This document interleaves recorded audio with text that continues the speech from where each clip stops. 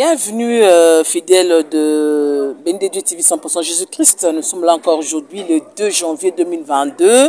Meilleurs vœux à vous, en tout cas, nos vœux, le meilleur. Puisque tu es suspect dans nos potes qui passent en mon coin qui tourne. Tu m'as dit qu'à 2022, n'a pas étonnement. Tu m'as dit qu'à 2022, n'a pas information. Tu m'as dit qu'à 2022, n'a pas questionnement. Mon boye, n'a la zaïlo, n'a pas culte, n'a église à BND Dieu, n'a yo qui parce que personnellement, bien que je suis de profession, mais je suis mis sur Tangi, je suis mis sur et on a bien de Dieu par évangéliste Ernest Mongou, tout son héros en 2022, et puis nous avons et nous on a culte. Est-ce que c'est par sentiment, c'est par émotion, ou bien c'est nini? Alors je veux le recevoir avec un solo et c'est nini. Bonjour, homme de Dieu. Oui, bonjour, maman Sylvie Dia. Nous voulons le meilleur.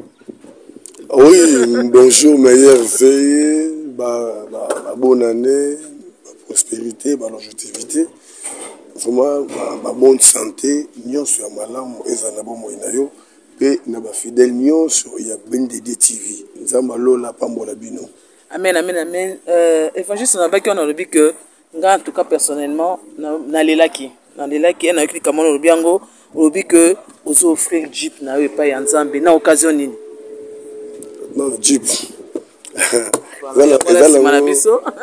Ezanango eloko nazwango na grâce nzambe ye moko nzambe ndapesinga yango ezosunga ngai libota musala nzambe kende ba émission ba air tardive tout ça mais eloko nzambe asali eza monene par rapport ya Jeep.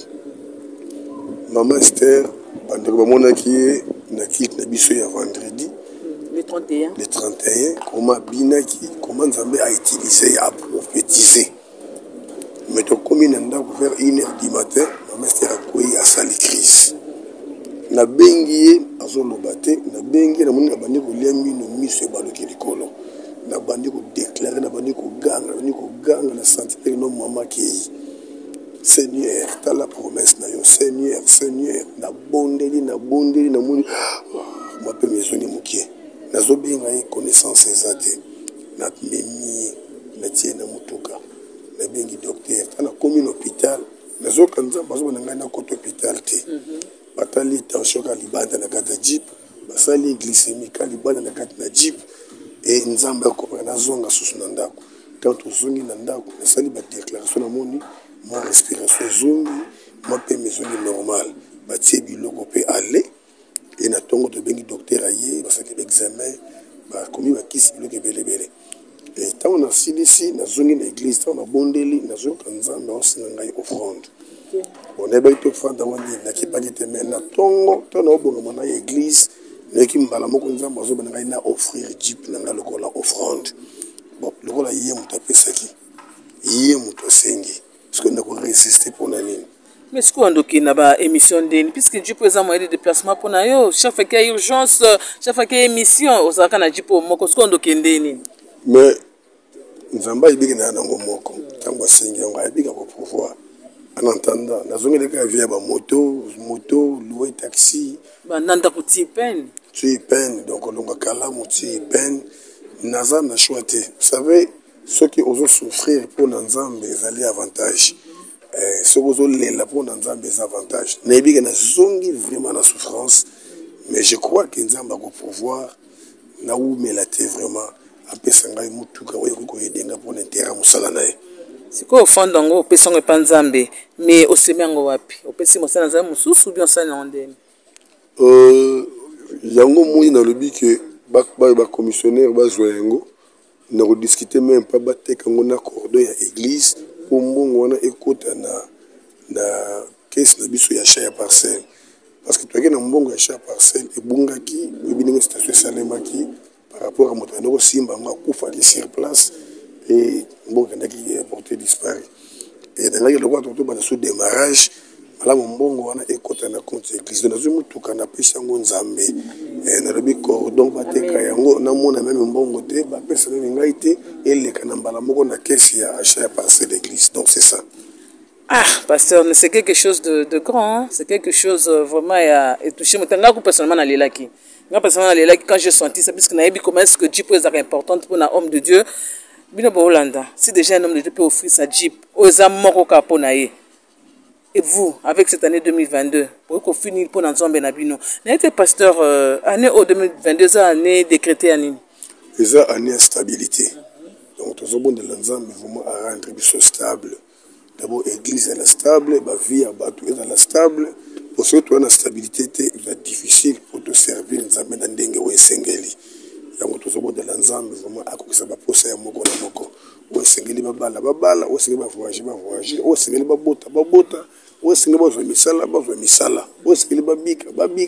Donc, mutu a se retrouver dans le pays qui c'est quoi le programme pour na tobandi non année sika programme ni tozana ngo na béni de Dieu pour na année o ebandi surtout pour na mona biso na janvier za kama un sacrifice. Moi na biso ya un sacrifice. Bon moni ki ngai naza na problème na mutu.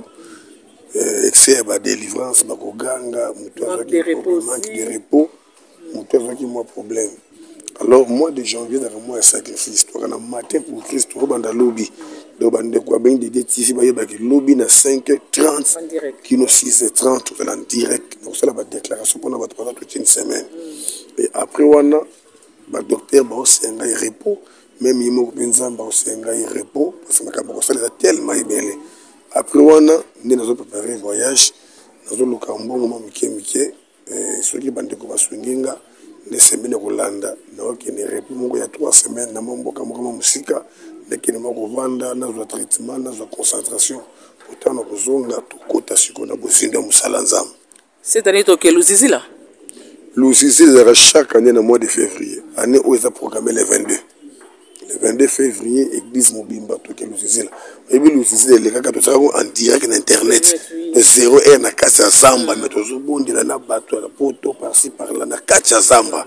Donc to kubunda susu to louer groupe to louer ba projeter ba installation na kasa zamba to tia direct na biso eleka. Voilà, banaso ya béni Dieu TV 100% jusqu'à boyo ki ndenge motema ya mosala nzambe lobi. Bo ndenge motema ya mosala nzambe e bimisi wazali na kati ya ye pour na biso to pambwama. Alors, le programme de Tolobi à partir à lobby le 3 tobanda matin pour Christ à partir à 5h30 soyez branchés. Vous quand on se connecter, vous s'abonner massivement à la chaîne de Béni de Dieu pour que la évangélisation est répandue partout. Vous qui avez des problèmes, au lieu de délivrance, tout ça, au début de l'année. Les numéros hommes de Dieu dans la CAPT quand au bengi n'importe quand et cramaraté à côté dans le programme nayo yo peut aussi délivrance pour année à stabilité. Donc il y a stabilité, on a visibilité, on a qui visibilité, on a qui croisade visité, on a qui a nos personnes à stabilité beaucoup mona ah bon nous avons bandi mo déjà ko semer au aya mutuya bon yo nangai. Alors pour terminer homme de Dieu, on a aussi un autre mot et puis prier pour nous nous dédier aussi l'année entre les mains de l'Éternel. Oui, il y a pas vraiment notre mot. Le programme de l'Union sur en direct, sauf que 2022, tout est moins discipline et ressources davantage, tout est sous moins ordre, donc direct et bon, les capenza avant. Dimanche, tu auras un kilt mi-balé, mais direct, il y aura un premier kilt de 7h30 à 10h. Mais direct, il y a à partir de 8h, il faut direct qu'il lande. Premier dimanche, il y a moi, le lélo, il y a kilt à 9h. Je crois direct, il y a 9h, 9h20.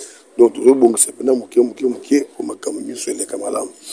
Na problème il y a été santé. C'est que moi sélection il y a quelques personnes au c'est que moi les swingi mais bande ko ba resekiti. Va opesa. Non tout le bide dans ko moko oyo pena nzambe a simbi motema na ye o azondi mapenda ko soutenir ngai na ndenge singeli pour l'état santé. Bon to c'est que les swingi bande ko bana bonne foi. Pour année les décembre boye on a une bonne fête moi les sungi mais année vraiment to pas moli nzambe pour autant ça biso na ndenge na ye et tala ba difficulté to na nzambe zo parvenir ko boto la susu mutu ko apesa biso pour na musana na ye donc bandeko o nzambe akosunga ko soutenir biso pour musala ko ekende liboso année o vraiment comme ça ezali belé na mois de mars na la conférence et na réunion et ba couple to lesaka bango et na mois de mai juin na conférence nene ya basali ya nzambe et ko senga susu ko lesa bango donc exemple na année oyo misala ya minene ko salema parce que dans novembre on va préparer séminaire moko nene sur la nouvelle dimension donc ba programme sur le coin de direct chaque jour chaque équipe venait en direct banda boyeba muke ndenge nzambe otambo solution na mbola o prière suka. lokumu ezonge epai na yo nkolo na milimo yesu masiya nzambe na makoki nyonso na volonté ya diable tokokota na mbula oyo te mais na volonté na yo na ngolu na yo na bolingo na yo nde tokoti na mbula oyo soki mpo obateli biso te tokomi obatela tokoeshue oyo mpa kobatela biso akosala mosala ya pamba na pe sur contrôle ya bafidèle nyonso baabone nyonso ya BNDD TV ngolu na yo esirabonde na bomoi na bango baréussir na nyonso bazoprojete na mbula oyo na kombo na yesu masiya tobondeli amen amen amen ebaye